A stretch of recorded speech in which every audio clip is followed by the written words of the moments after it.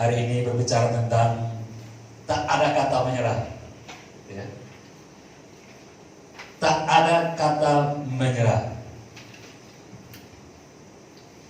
Apa sih maksud tak ada kata menyerah? Memang sekarang ini saya lebih banyak berbicara tentang hal seperti ini karena memang kita sementara diperhadapkan dengan waktu-waktu yang berat atau saat-saat yang berat, tentu itu semua berat. Setiap kali kita bertemu dengan jemaat, tidak saya di sini, tapi jemaat yang lain atau kenalan yang lain berbicara tentang keluhan hidup di saat yang seperti ini. Baik itu yang mereka karyawan atau baik itu yang punya usaha sendiri. Bahkan yang punya usaha sendiri pun berpikir untuk bagaimana Pak solusinya. Oh ini mau bikin yang baru, bikin usaha yang baru. Hanya sudah kita berdoa, saya bilang ya itu semua rencana boleh. Namanya planning kan kita memilikinya. Dan mari kita bawa ke Tuhan. Kita berdoa supaya rencana kita itu dari Tuhan. Jadi kalau memang Tuhan izinkan buka baru atau melakukan sesuatu yang usaha yang baru, itu dari Tuhan. Tapi kalau memang kita masih bertahan di usaha yang sekarang, ya itu pun kita berharap dari Tuhan gitu. Jadi segala sesuatu dari Tuhan. Dan ini kondisi yang dimana seperti itu. Artinya dari sekian banyak yang kita komunikasi, tentunya jemaat atau yang lain yang hamba Tuhan pasti bicara tentang itu, tentang situasi kehidupan, tentang situasi bagaimana yang dihadapi saat ini. Nah itu sebabnya saya juga dalam minggu ini sebenarnya selalu bicara tentang pengharapan atau kekuatan dalam Tuhan. Dan kesempatan untuk minggu ini ya bicara tentang tak ada kata menyerah. Dalam hal apa tak ada kata menyerah ini? Artinya tidak ada menyerah untuk kita yang di dalam Tuhan. Baik, mari dasar firman Tuhan untuk kita renungkan hari ini, yaitu dalam Roma 12 ayat 11. Kita baca bersama-sama, ini satu ayat. 3, 2, 1. Janganlah hendaknya kerajinanmu kendor, biarlah rohmu menyala-nyala dan layanilah Tuhan. Janganlah hendaknya kerajinanmu kendor, biarlah rohmu menyala-nyala dan layanilah Tuhan. Nah, di sini aja kesimpulan kita dapatkan bahwa jangan menyerah. Tak ada kata menyerah. Gak ada persoalan. Dimanapun, kapanpun saatnya, firman Tuhan ini harus selalu hidup. Janganlah hendaknya kerajinanmu kendor. Lebih lanjut, biarlah kita tetap melayani Tuhan dengan api yang menyala-nyala. Saya mau mengantar kita untuk memilih ini dengan satu kisah inspiratif. Dan ini kisah yang sudah mendunia dan ini kisah nyata. Ya, kita pernah dengar kisah Derek Redmond, seorang pelari. Ya, bisa ada lihat di slide. Derek Redmond ini adalah pemegang rekor lari jarak 400 meter. Pelari asal Inggris, dia pemegang rekor loh. Tapi ternyata di Olimpiade Barcelona tahun 92 dia gagal. Kenapa? Dia cedera hamstring. Jadi waktu dalam lintasan itu, artinya persiapan semua sudah oke kan. Orang kalau udah menjadi suatu karena sebelum masuk dalam Olimpiade pasti rate-nya harus tinggi kan gitu ya untuk masuk dalam persaingan itu. Dan udah masuk dalam putusan itu otomatis fit and proper test gitu lah gitu ya. Kesehatan udah apa lagi, udah semua udah gol. Udah lewat, udah masuk semua. Udah masuk dalam lintasan, dan udah lari start awalnya bagus. Tengah perjalanan dia harus tertati-tati. Seperti ini semua nyata nih. Saya coba dulu dari gambar nyata. Ini sempat terjatuh di Derek Redmond, pemegang gelar 400 meter asal Inggris. Apakah dia menyerah? Jadi kalau cedera hamstring itu di sini di otot. Terbahak kayak ini betis ini. Jadi itu yang kram. Jadi gak buat dia mampu untuk berlari dengan sempurna. Lalu udah persiapan latihan yang matang. Tapi namanya manusia, kena hamstring, ototnya kejang-kejang,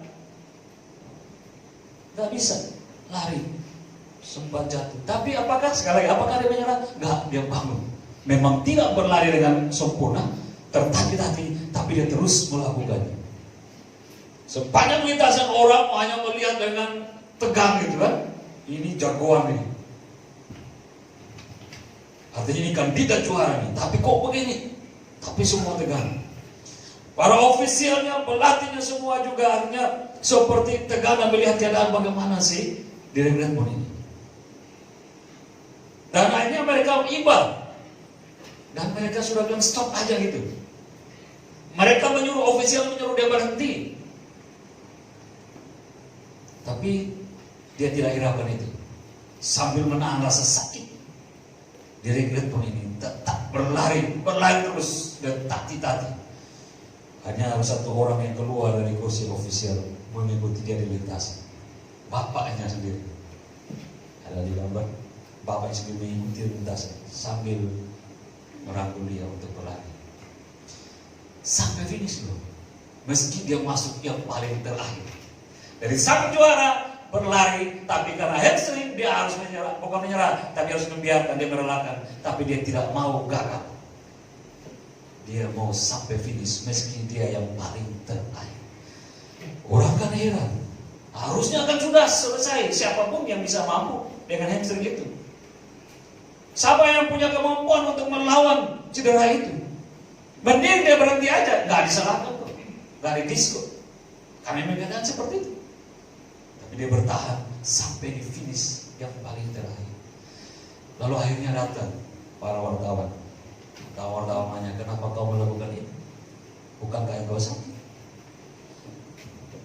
Jawaban ini menjadi jawaban inspiratif dalam segala hal sampai saat ini. Ketika mereka menanya, para wartawan menanya kepada Redmond, kenapa engkau gak berhenti saja? Ini jawaban yang hebat. Saya diutus negara bukan hanya untuk mengikuti perlombaan, tapi apa?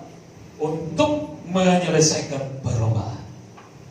Bapak Ibu kekasih dalam Tuhan, sederhananya perkataan dari Redmond ini menjadi inspiratif kepada kita bahwa segala sesuatu dalam kehidupan kita ada finish. Bagaimanapun ada finish. Kita mau berhenti atau enggak, ada finish. Dan garis finish itu dalam rohani adalah garis finish yang diatur atau digaris oleh Tuhan sendiri. Kalau kita belum finish, jangan paksakan finish sendiri. Itu maksudnya. Kalau kita mau tarik perkataan dari Derek Redmond ini, paling punya hak berhenti sudahlah gitu kan. Tapi ini perkataan dia enggak. Saya diutus negaraku tidak saja untuk mengikuti perlombaan, tapi juga untuk menyelesaikan. Dia dinobatkan sebagai juara yang sesungguhnya. Malah dia masuk yang terakhir, gitu kan? Malah dia elukan si dunia ini. Dan ini menjadi perkataan yang memegangkan atau menjadi inspiratif orang-orang sampai saat ini. Saya mengawali seperti ini untuk masuk kepada tema kita minggu ini, yaitu tak ada kata menyerah.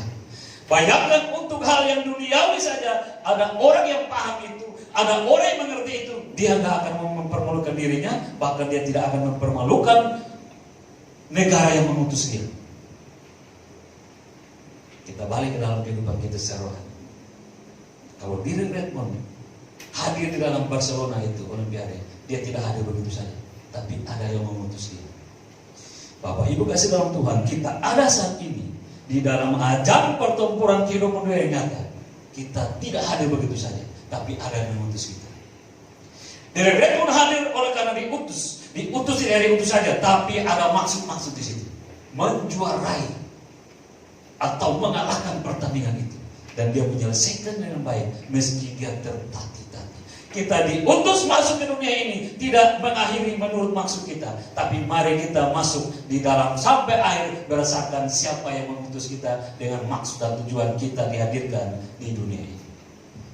Tak ada kata menyerah untuk orang-orang yang percaya oleh Tuhan, meski sekarang diizinkan hidup bergumul dengan segala persoalan karena dunia ini dunia mulai jahat. Nah, Bapak Ibu kasih dalam Tuhan, kalau begitu, tantangan apa yang kita alami? Tantangan apa yang kita hadapi? Dan tantangan itu menyerang apa? Kita pakai seperti seorang pelari, sebagaimana utusan perlombaan. Kita pakai diri kita di dunia ini sebagai yang diutus untuk berlomba dengan berbagai bentuk kehidupan dalam dunia ini. Tapi tujuan kita apa? Tantangan yang menyerang kita sebagai atlet rohani dunia ini. Di dalam iman percaya kita. Dan yang kedua, semangat melayani Tuhan. Iblis tahu mana yang bisa dirusakkan kita.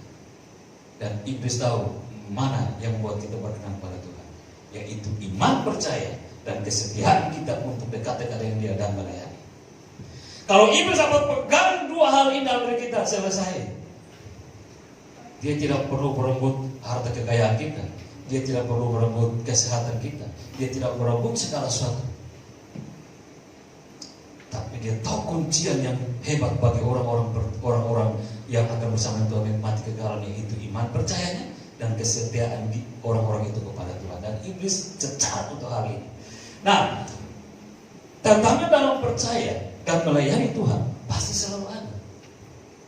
Namun tantangan-tantangan ini dapat kita galakkan apabila kita bisa memahaminya seperti Derek Redmond memahami dirinya ada di tengah lintasan lari 400 meter di Olimpiade Barcelona 92 itu.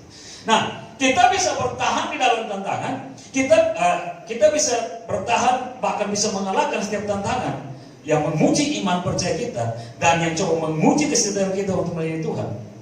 Apabila kita paham tentang keadaan kita dan kita paham apa sesungguhnya dalam diri kita ini. Ada dua hal setidaknya. Satu, tantangan bisa kita kalahkan karena kita memahami bahwa ada tujuan kita diciptakan. Balik lagi ke Derek Redmond, meski dia pelari hebat, dia pelari unggulan, kalau dia tidak diutus negaranya, dia tidak mungkin hadir di situ. Tapi karena negaranya tahu dia mampu, negaranya utus dia di situ, dia akan memenangkan di situ. Sama halnya kita ada di dunia ini bukan karena maunya orang tua kita hadir, kan gitu ya. Tetapi Tuhan yang mau kita hadir di dunia ini dengan segala maksud dan tujuan Tuhan. Itu pertama yang buat kita akan bangkit, survive dan bertahan, memiliki endure yang kuat, mengalahkan segala tantangan yang saat ini ada. Jika kita yang pertama memahami tujuan kita diciptakan, tujuan kita ada di muka bumi ini. Nah, dalam hal ini pun ada dua yang bisa saya bagi dengan Bapak Ibu kasih. Tujuan kita diciptakan seperti apa sih? Satu, sebagai representatif Allah. Kita mewakili Allah. Anak-anak Tuhan di muka bumi ini, siapa bukan saja kita, tapi di muka bumi ini, yang hadir di muka bumi ini ada tujuannya. Yaitu satu, merepresentatif kehadiran Allah. Kejadian 1 ayat 26a, berfirmanlah Allah, baiklah kita menjadikan manusia menurut gambar dan rupa kita. Padahal poin yang terakhir loh, manusia kita ini diciptakan kayak gini. 1-5 hari itu semua diciptakan. Tapi itu semua belum mewakili representatif Allah. Itu semua benda-benda biasa yang nanti ada seketika, tapi bisa dilenyapkan seketika. Ada satu yang harus menjadi representatif Allah untuk hidup di dalam tengah-tengah ciptaan Allah yang lain itu. Siapa? Kejadian 1:26. Kita harus menciptakan manusia menurut gambar dan rupa kita. Ini kata Allah tentukan. Apa sih maksudnya Bapak Ibu kasih? Supaya kita tahu tujuan kita. Dan ketika kita ada di tengah dunia yang jahat dengan segala tantangan ini, mari kita melihat diri kita. Kita ini siapa kan gitu ya? Kita ini siapa sesungguhnya? Pertama kita harus pahami bahwa kita ini diciptakan, kita ada dalam tujuan. Satu tujuan yaitu kita merepresentatif, mewakili Allah di muka bumi ini. Itu sudah pasti. Jawabannya Kejadian 1 ayat 26a. Nah, ketika segala sesuatu diciptakan, Allah memandang perlu untuk menciptakan sesuatu lagi. Dengan maksud apa? Dari representatif untuk mewakili keberadaannya atau kehadirannya secara nyata di dunia. Artinya bahwa berarti karena kita hadir, Tuhan gak hadir lagi, bukan? Tapi ini secara nyata yang bisa dari kasat mata. Kalau Allah kan roh. Dan untuk hidup di antara ciptaannya yang lain. Sehingga apa? kita dilengkapi dengan intelijen atau kemampuan hikmat, kan gitu ya. Hati yang memiliki perasaan serta kemampuan untuk bisa berbahasa, berkata-kata, untuk berkomunikasi yang bisa diucapkan. Sehingga pribadi Allah benar-benar dapat terwakilkan. Kalau Allah nggak mewakilkan kehadirannya melalui manusia, Allah hadir secara nyata. Jadi apa dunia ini, kan gitu ya? Kan kita bisa tahu dalam hal sederhana ketika Tuhan hadir di tengah-tengah bangsa Israel. Itu bangsa Israel ketakutan. Karena suaranya seperti gemuruh, lebih besau air bah, bahkan gunung-gunung itu gemetar. Lalu bangsa Israel ketakutan dan mereka bilang begini, Musa, biarlah engkau yang bertemu dengan Tuhan, jangan kami. Kalau kami yang bertemu, matilah kita semua. Hal ini menggambarkan bahwa kehadiran Allah tidak bisa dengan kemuliaannya turun pada dunia yang bobrok ini. Karena pasti ini akan hancur dengan kemuliaan Allah. Ini gambarannya. Kalau demikian, Allah menghadirkan pribadi yang bisa menjadi temannya untuk representatif kehadirannya di dunia ini. Nah, ini poin yang sesungguhnya membuat kita paham. Ini poin yang harus membangkitkan semangat kita. Oke, sekarang tantangan boleh ada. Oke, masalah pekerjaan saya, usaha saya, keluarga saya, dan lain sebagainya boleh begini. Tapi saya ini kan ciptaan Tuhan. Nah, ini maksudnya. Saya ini kan ciptaan Tuhan. Saya buat tantangan Tuhan. Saya tidak hadir karena orang tua yang mau atau program apa yang mau. Itu omong kosong semua. Saya hadir bukan karena program. Saya hadir bukan karena keinginan manusia. Saya hadir oleh karena kehendak Tuhan. Sebenarnya dari poin seperti ini membuat kita semangat. Tidak tersakiti dengan segala tantangan, dengan segala masalah. Itu dibalik itu yang membuat kita semangat tadi. Saya ini wakil Tuhan. Nah gitu ya. Saya ini wakil Tuhan. Wakil Tuhannya begini. Ketika kita sudah diselamatkan, keselamatan itu kita harus antar kepada orang lain yang belum diselamatkan. Ini menjadi bagian dari pekerjaan kita mewakili Kristus di dalam menyelamatkan seluruh kehidupan umat manusia ini. Karena itu tantangan boleh terjadi, masalah boleh terjadi di tengah pekerjaan, di tengah masalah keluarga dan sekolah dan lain sebagainya, di dalam hubungan sosial kita dengan orang lain. Mari kita ingat bahwa kita ini wakil Tuhan, representatif Allah di muka bumi ini. Jangan terus kita menyampaikan apa yang Tuhan maksudkan, Tuhan mau di muka bumi ini terjadi tentang keselamatan. Nah, ini harus menguatkan kita. Hamba-hamba Tuhan pun begitu, kadang seperti patah semangat karena mengalami banyak tantangan, tapi menyadari diri sebagai wakil Tuhan, sebagai wakil Allah, itu membuat dia semangat kembali. Kenapa harus kalian persoalan? Bukankah kehadiran ini merupakan kekuatan Tuhan? Dan Tuhan akan menyemangatkan, dan Tuhan akan membela. Jadi, yang poin pertama dari bagian yang pertama, Tuhan menciptakan kita sebagai wakilnya di muka bumi, dan haruslah itu menjadi semangat kita menghadapi dunia ini. Yang kedua, tujuannya apa? Untuk memegang mandat kuasa. Saya kira begini ya. Ini contohnya. Kemarin kita kan baru melihat situasi NTT dengan porak-porangannya badai seroja siklon itu. Lalu dari kita pun ada berikan bantuan, bahkan posko-posko. Taruhlah posko itu dibangun oleh pemimpin besar di negara ini. Lalu dia menempatkan salah satu dari kita. Taruhlah kan kamar Pak Organs itu kan. Pak Organs, kau yang akan menguasai ini semua posko. Segala sesuatu kau taruh di dalam tanganmu. Koordinasilah dengan baik. Saya kira pasti akan semangat Pak Organs ini. Karena yang memberikan kekuasaan itu adalah orang yang paling tertinggi di Indonesia ini, yaitu Presiden. Itu maksud contohnya begitu. Bukankah beliau tidak akan semangat? Diberikan percayaan oleh orang nomor satu di Indonesia ini untuk mengurus bantuan-bantuan yang akan dikirim ke sana. siapa saya ini ya, gitu ya. Kan masih gitu kan? Kan masih ada orang banyak yang terpelajar dari saya. Masih banyak orang yang punya kemampuan daripada saya. Kenapa saya ya? Ini contoh kecil.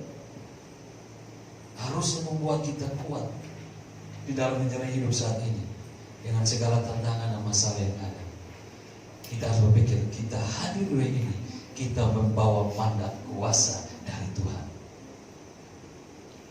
Nah, kalau orang diberikan suatu mandat, berarti juga dibarengi dengan kekuatan dan otoritas. Nah, tapi kan saya lemah, saya nggak mampu. Ya karena engkau mau menerima mandat itu, sehingga engkau nggak bisa mengatur orang yang lain. Tapi kalau kita sudah menerima mandat itu, entah itu kau dari gubernur, dari menteri, dari presiden, kita walaupun lemah yang paling kecil, kita mampu mengatur orang lain lagi. Kenapa? Sudah ada otoritas yang turun atas kita. Saya kalau juga punya otoritas, nggak mungkin saya berani ngomong ke bapak ibu yang di depan sini. Kan gitu ya, dengan segala pengalaman dan lain sebagainya, mungkin lebih dari saya. Saya percaya karena otoritas Allah, maka saya merasa berani untuk menyampaikan apa yang benar. Demikian pun teman-teman pelayan yang lain. Atau kita di bagian pekerjaan kita masing-masing.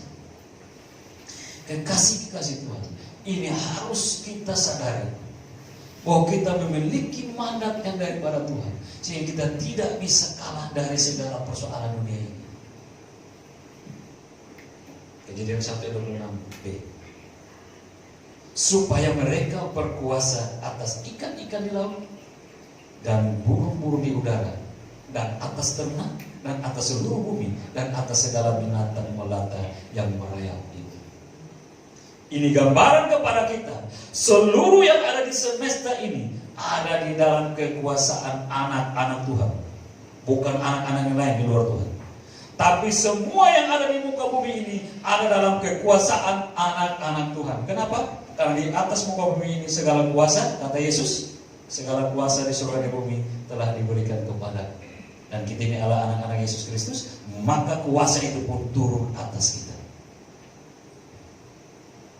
Ini untuk membangkitkan semangat.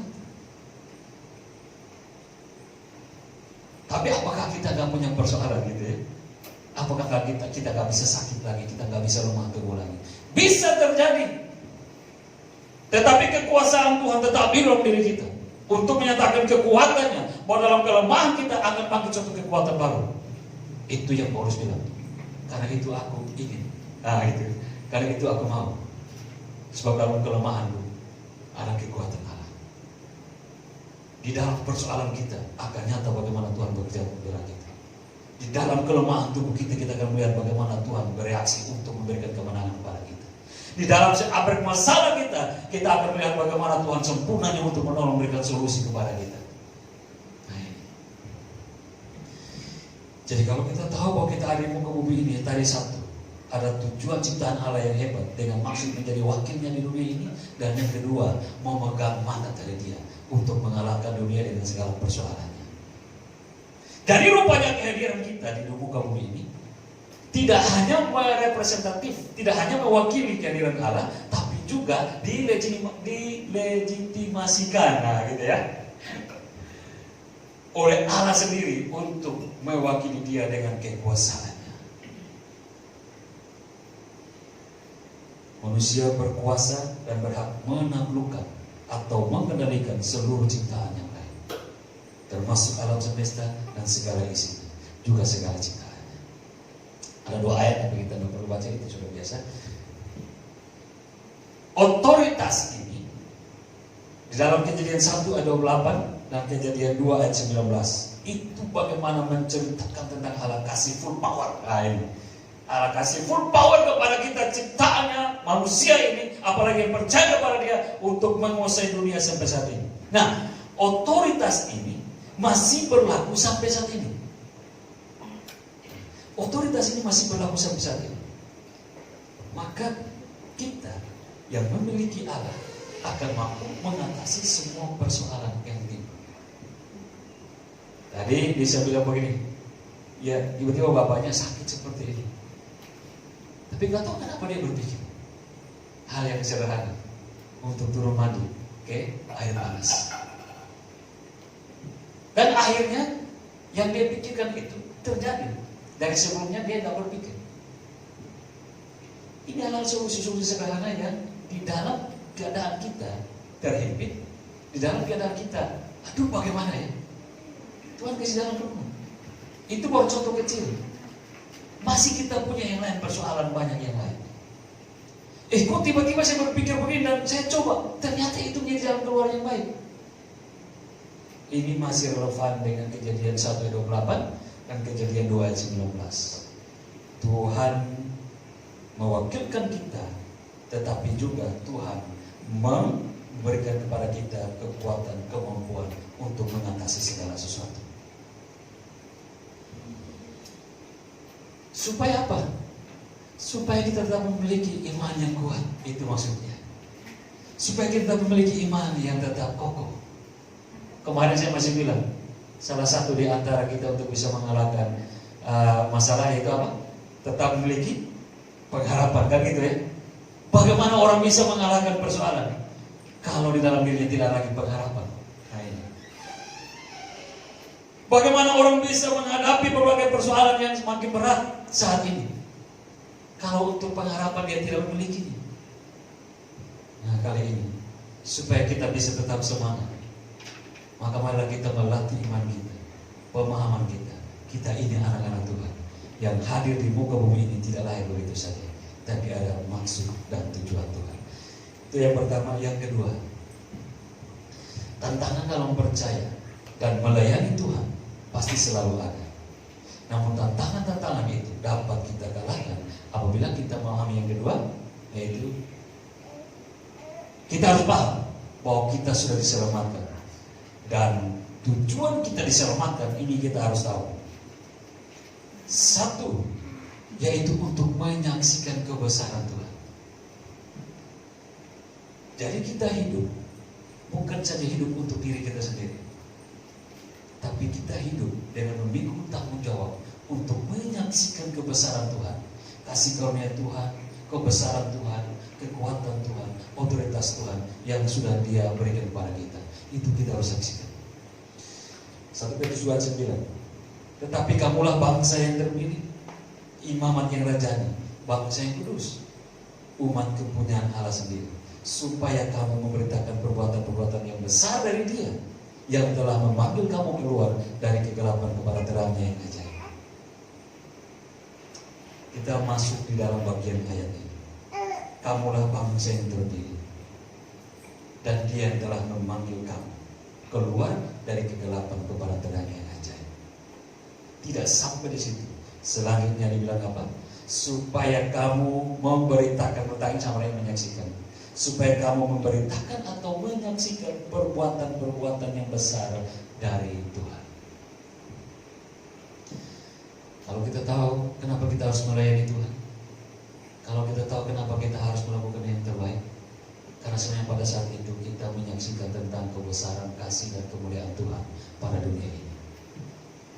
Kita tidak bisa hadir begini, lalu contohnya dari Lovely yang kecil bertumbuh menjadi kanak-kanak, bertumbuh menjadi remaja, bertumbuh menjadi pemuda dewasa, tua, dan mati begitu saja siklusnya. Enggak seperti itu. Kalau kita paham siapa kita, memang kita berangkat dari masih orang, kemudian bayi dan sebagainya, sampai ke remaja kita, sampai ke tua. Itu semua waktu harus kita pergunakan sebagai kesempatan atau waktu di mana kita menyaksikan kasih dan kemurahan Tuhan. Karena kalau kita ada saja, itu belas kasihan Tuhan, kan gitu ya. Itu yang siapa namanya, Daud bilang begitu. Siapakah aku ini Tuhan? Siapakah aku ini? Harusnya kita paham seperti itu. Tuhan, siapakah aku ini?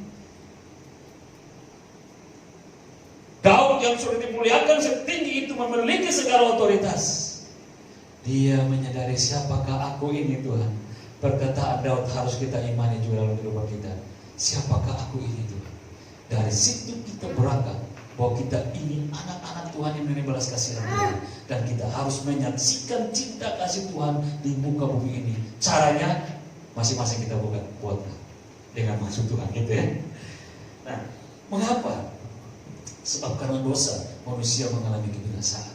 Untuk itu kita diselamatkan kembali oleh Kristus melalui kematian. Dan dia bilang setelah dia bangkit dari kematian, pergilah ke seluruh muka bumi ini, ke semua bangsa, ajarlah mereka dan baptislah mereka di dalam namaku. Tanggung jawab yang kita harus tahu tentang tujuannya. Nah ini tujuannya supaya kita mempunyai kesempatan untuk menyaksikan kebesaran kuasa dan kasih Allah kepada dunia ini di dalam keseharian kehidupan kita. Baik kita yang bekerja secara sekuler, kita yang secara rohani, atau kita yang ada di mana dalam kehidupan kita.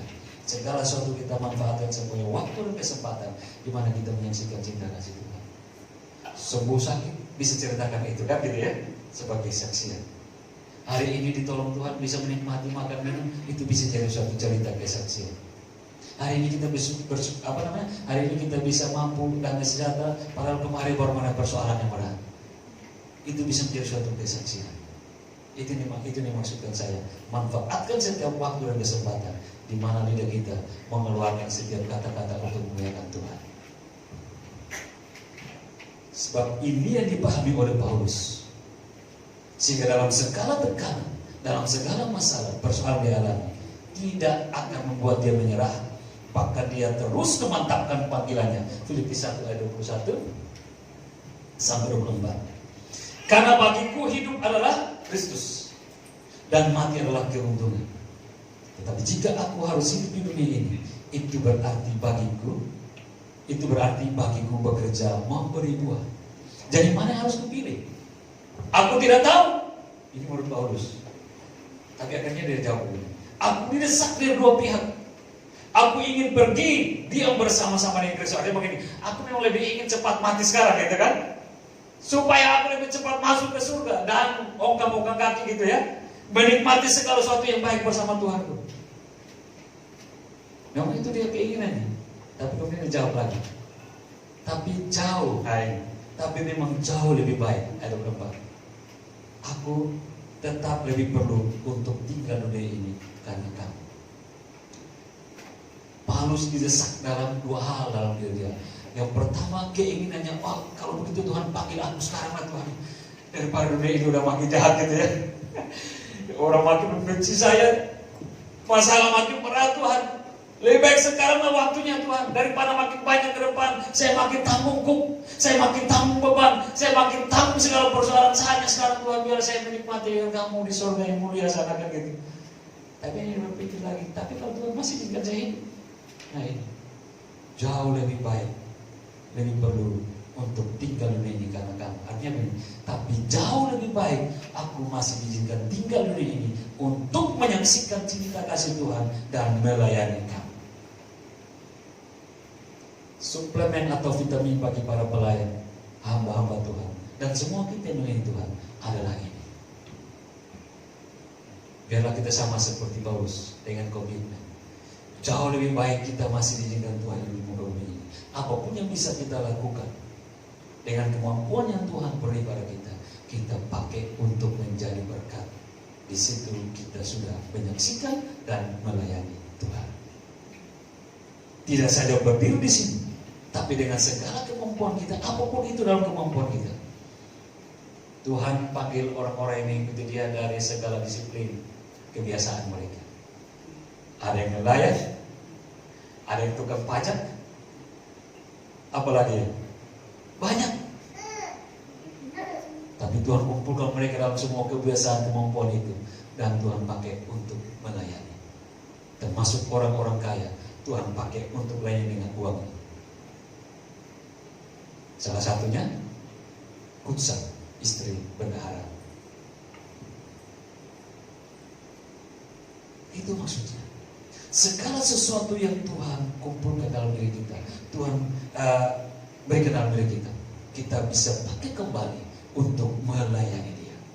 Ini tujuan kita ada di dunia ini. Dan itu yang kita boleh dari Paulus. Aku mau lebih cepat datang ke Tuhan, tapi lebih baik aku masih bertahan di sini untuk jadi berkat. Perkataan kita yang sama kita harus juga nyatakan saat ini. Memang kami mau lebih cepat dengan Tuhan Yesus di surga, tapi biarlah kita masih dalam kesempatan ini lebih baik kita jadi berkat, kan gitu ya. Hidup ini adalah kesempatan, kan gitu ya. Hidup ini untuk melayani Tuhan dan jadi berkat. Jangan sia-siakan. Lebih lanjut Bapak Ibu yang nyanyi dan pahami sendiri kan. B dari poin yang kedua, yaitu untuk mencapai akhir dan menerima kemuliaan. Tadi Paulus bilang, memang aku mau cepat-cepat sudah pulang ke rumahku di surga, tapi lebih baik aku bertahan di sini juga untuk jadi berkat. Tapi ada ujungnya. Segala sesuatu ada ujungnya. Tadi di Redmond, dia tahu tetap ada garis finish. Kalau dia berhenti saja menurut maunya dia tidak dapat kemuliaan yang besar. Dalam hal ini, dia tidak menjadi inspirator yang baik bagi dunia sampai saat ini. Tapi dia tahu dia akan menyelesaikannya, meskipun yang segala tantangan. Dia tahu di situ pasti ada sesuatu yang besar dia alami. Dan memang sampai saat ini nama besar dari Redmond bukan karena dia menjuarai pertandingan 400 meter itu, tapi oleh karena dia mampu menyelesaikan pertandingan itu dengan tantangan yang hebat. Nama dia besar di situ. Paulus tahu dia harus mengakhiri sesuai dengan finish yang Tuhan tetapkan. Dari situ dia akan bermegah dengan segala kemuliaan. Nah, demikian pun kita. Sekarang kita masih bergumul. Sekarang kita masih berpersoalan dengan segala tantangan atau masalah bergumul. Tapi malah kita setia bersama dengan Tuhan. Karena tetap ada batas. Tetap ada finish. Kalau Tuhan belum kasih batas pada kita, Tuhan belum finish kasih finish kita, jangan kita duluan angkat bendera putih dan menyerah, gitu ya. Tetaplah kita semangat. Karena bagaimanapun ada masanya, ada waktunya. 2 Timotius 4 ayat 7-8. Aku telah mengakhiri pertandingan yang baik. Aku telah mencapai garis akhir dan aku telah memelihara iman. Sekarang telah tersedia bagiku mahkota kebenaran yang akan dikaruniakan kepadaku oleh Tuhan, Hakim yang adil pada harinya. Ini yang menarik, ini untuk kita nih. Tetapi bukan hanya kepadaku, kata Paulus, melainkan juga kepada semua mereka yang ada di Harvest saat ini. Kita baca ini. Kita harus pakai ayat ini untuk diri kita, untuk menyelamatkan kita. Tetapi bukan hanya untukku saja, melainkan kepada mereka yang hidup sampai saat ini di era milenium, di masa COVID ini, dan mereka yang ada juga termasuk di jemaat GKI Harvest City yang merindukan kedatangannya. Bapak Ibu kasih jerih payah kita, kata Paulus dalam jemaat Korintus, tidaklah sia-sia. Sekarang ini kayaknya kita belum lihat bagaimana endingnya seperti apa dalam diri kita masing-masing. Tapi kesetiaan kita, kata Paulus, tidak ada yang sia-sia. Akhir dari pertandingan pasti tersedia hadiah. Amin ya. Dalam setiap pertandingan perlombaan pasti ada hadiah. Para petanding atau para atlet akan selalu bersemangat apabila mereka mengingat hadiah atau piala atau piagam yang sudah tersedia di depannya. Sehingga mereka akan semangat. Walaupun dalam semangat nanti itu mereka harus berjuang, kan gitu ya. Mereka harus berjuang melawan tantangan-tantangan dan mengalahkannya. Hal yang sama pun terjadi pada pertandingan rohani di kehidupan kita mengikuti Kristus. Dalam pelayanan, di dalam bertahan dalam iman, memang kita akan menghadapi pergumulan yang berat. Tapi mengingat karunia mahkota kemuliaan yang sudah tersedia yang Tuhan siapkan bagi kita, itu akan membuat kita bertahan dan terus giat untuk percaya dan melayani Dia sampai akhir. Lukas 10 ayat 20b. Tetapi bersukacitalah, nah ini. Tetapi bersukacitalah karena namamu ada terdaftar di surga. Ini finish yang terbaik untuk kita. Orang selalu dinilai pada akhirnya, pada finishnya, bukan pada awal. Awal semua boleh panas, tapi kalau akhirnya dia dingin, dia tidak masuk hitungan. Bolehlah sekarang tertati-tati dengan kehangatan itu, tapi kalau semua bertahan dalam kehangatan itu, ujungnya akan panas. Dan firman Tuhan dalam Lukas 10 ayat 20b, ini pun bangkitnya kehidupan kita. Tetapi bersukacitalah bukan karena yang lain, kata Yesus. Bersukacitalah karena endingmu engkau ada di surga. Kan gitu ya. Kemarin saya komunikasi dengan keluarga saya. Saya bilang, Mau cari apa? Kita semua udah tua di sini kan. Jangan ganggu persoalan yang ada. Mau cari apa? Malah kita mau yang persiapkan diri. Kita sudah lihat tanda tangan ini segala persoalan masalah yang terjadi begini-begini. Dan malah kita lihat kita sudah di ujung. Bertahanlah. Karena semua orang punya akhir.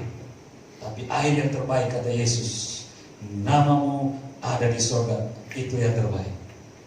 Kita panas sekarang, ujung dingin, nama kita hilang.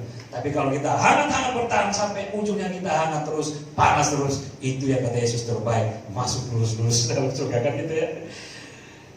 Akhirnya kasih Tuhan. Ini yang kita harus pahami. Janganlah menyerah menghadapi persoalan yang kita alami saat ini. Sebab di dalam Tuhan tidak ada kata menyerah. Teruslah percaya dan melayanilah Tuhan. Karena di dalam kita berdiam hadirat Allah. Yang apa? Yang memberi kuasa untuk menunjukkan kebesarannya, dan karena ada mahkota kemuliaan yang sudah menanti kita di ujung sana. Amin. Ini yang boleh saya bagikan kita di awal minggu bulan Mei ini. Sesuatu di ujung sana baik kehidupan kita sudah tersedia. Mari kita sudah mulai dengan baik. Kita berjalan sampai tengah-tengahnya dengan baik. Dan kita akan mengakhiri juga lebih baik untuk menikmati yang terbaik yang Tuhan sudah sediakan. Tuhan Yesus memberkati kita semua.